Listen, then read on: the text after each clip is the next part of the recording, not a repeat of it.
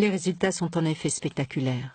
Alors que les médicaments ACT sont jugés efficaces à 80%, la tisane affiche un score de 99% et sans effet secondaire, contrairement aux médicaments. Le résultat était surprenant, positivement, et c'est là que les ennuis commencent avec la médecine conventionnelle.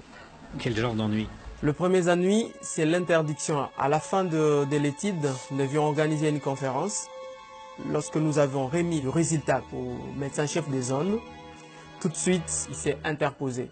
Il a dit, j'interdis, cette conférence n'aura pas lieu et je préfère que Jérôme puisse se taire et pas communiquer ses résultats à la population.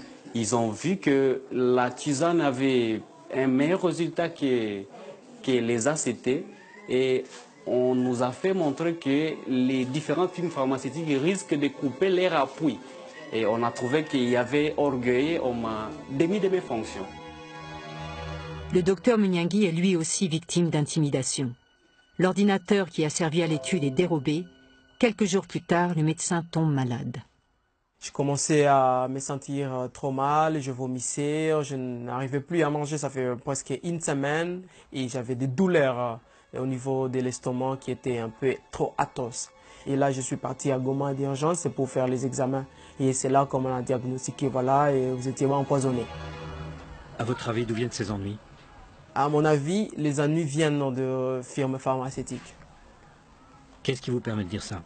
Après les publications des résultats, on a dit aux patients que voilà, la tisane était efficace et eux-mêmes l'ont observé. Et là, les patients n'achetaient plus les ACT en fait. Nous devenons de plus en plus gênants.